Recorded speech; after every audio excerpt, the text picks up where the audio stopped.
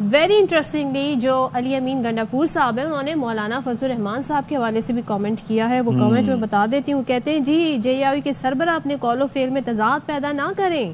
اگر آج دوبارہ الیکشن ہو تو جے یو آئی ایک سیٹ بھی نہیں جیت سکتی. تو بڑی دوستیاں تھیں, بڑا کچھ ہو رہا تھا, مولانا صاحب کی امامت میں نماز پڑھی جا رہی تھی, اب ایک دم سے انہوں نے نہیں پڑھی تھی نا, بدل رہے ہیں. تو پارٹی تو انہی کی ہے, بٹ ان کا سٹیٹمنٹ. چلیں تو شوکت یوسف زئی صاحب ہمارے ساتھ کے پی سے موجود ہیں. تھینک یو سو مچ شوکت یوسف زئی صاحب. پہلے تو بتا دیں کیا اب دوستی وہ دوستی نہیں رہی, حالات بدل گئے, واقعات بدل گئے, ہوا کیا, یہ سٹیٹمنٹ کیوں دے رہے ہیں ہم آپ بھائی کو؟ شوکت صاحب سے ہاں آگے چلیں.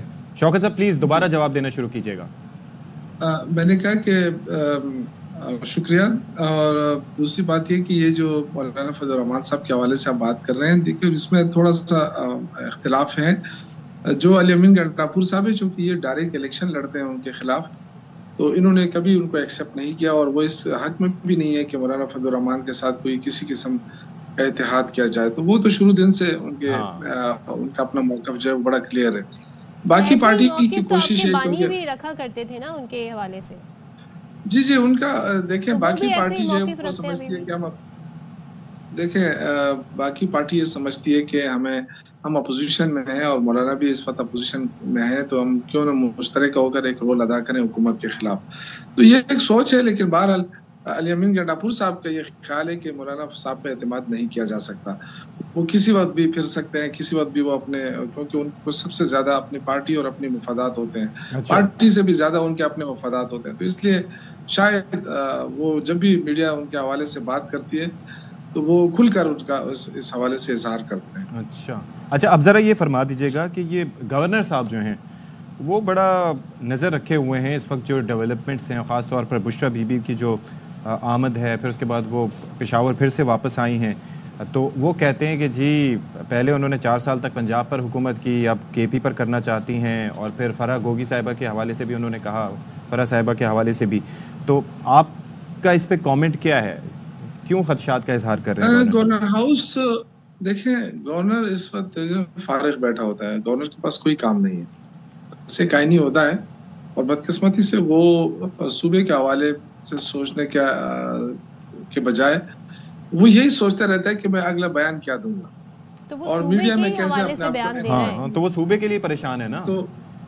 تو وہ صوبے کے لیے پریشان نہیں ہے, وہ اپنے لیے پریشان ہوتا ہے. وہ ذہنی مریض ہو چکا ہے, کیونکہ اس کے پاس اختیارات تو ہے نہیں, اور ان کو یہ بتایا گیا تھا کہ آپ جائیں, ہم گورنر راج لگا دیں گے. گورنر راج لگا نہیں سکتے ہیں, تو پرابلم میں تو ہے, وہ تو اب ذہنی مریض بن چکا ہے. کیونکہ وہ شوکت صاحب ویسے ایک میں یہ کہنا چاہ رہا ہوں کہ اگر گورنر کا عہدہ اتنا ہی بھیجا ہے تو سرکاری خزانے پہ بوجھ بھی ہوتا ہوگا, تو ویسے کچھ ایسی بھی پٹیشن لے کے آئیں کہ وہی نہ یہ عہدہ, وزیر اعلیٰ ہی کام چلائے سارے. میں تو بالکل دیکھیں, جب تک فاٹا تھا نا, تو فاٹا کے حد تک تو ٹھیک ہے, اس کے پاس اختیارات تھے, لیکن جب سے فاٹا کا انضمام ہوا ہے اس کے بعد تو بالکل فارغ ہے.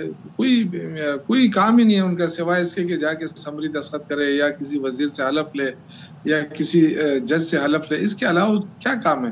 بالکل میں تو اس کے حق میں ہوں. اگر آپ یقین کریں کہ کوئی آئینی خلل نہیں ہو تو اس گورنر کا عہدہ ختم کر دینا چاہیے. پاکستان کی سیاست کی ہم بات کریں شوکت یوسف زئی صاحب, تو جب نواز شریف صاحب کو 1999 میں کو ہوا تھا, اس کے بعد جب وہ جلا وطن تھے, تو ان کی جو وائف ہیں انہوں نے آگے بڑھ کے جو ہے پارٹی کے معاملات سنبھالے. اسی طریقے سے ہم اگر نواز شریف کے دوسرے دور کی بات کریں تو شہباز شریف صاحب آگے رہے ساری صورتحال میں. مریم صاحبہ نے بڑا اہم رول پلے کیا ان ایبسنس آف ہر فادر. تو کیا بانی پی ٹی آئی کی اہلیہ ایسا کوئی کردار ادا کر سکتی ہیں؟ آپ لوگوں کی اس طرح کی کوئی خواہش ہے؟ کیونکہ اس وقت پارٹی تو لیڈر لیس ہے.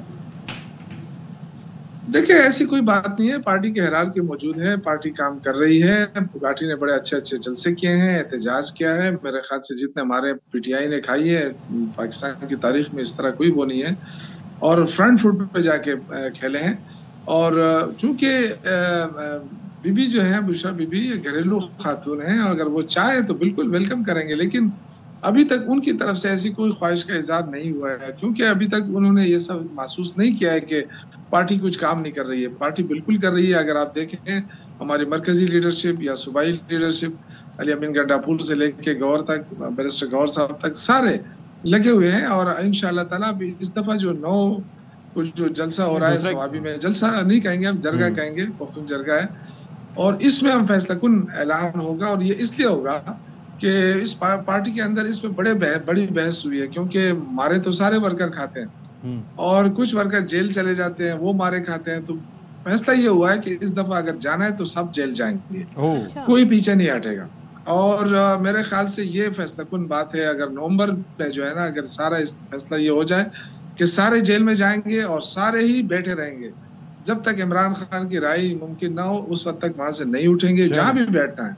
تو میرے خیال سے یہ اب فیصلہ جو کرنا ہے وہ یہ ہے کہ کیا یہ جو دھرنے ہیں یہ ہر صوبے میں دیا جائے اور ہر ضلع میں دیے جائیں، یا پھر اکٹھا دیا جائے، کیا کرے.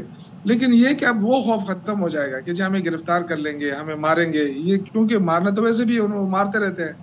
اور تو یہ فیصلہ اس دفعہ بڑا وہ ہوگا، حکومت کے لیے برداشت کرنا کافی مشکل ہوگا. یا تو سب کو ماریں گے یا سب کو جیل میں ڈالیں گے. تو یہ ممکن نہیں ہے پاکستان میں. تو میرے خیال سے اب فیصلہ کن وقت آ گیا ہے. تو نومبر جو ہے وہ مجھے لگتا ہے کہ منطقی انجام تک یہ تحریک پہنچے گی. چلیں جی، تھینک یو سو مچ شوکت یوسف زئی صاحب فار بینگ ود اس.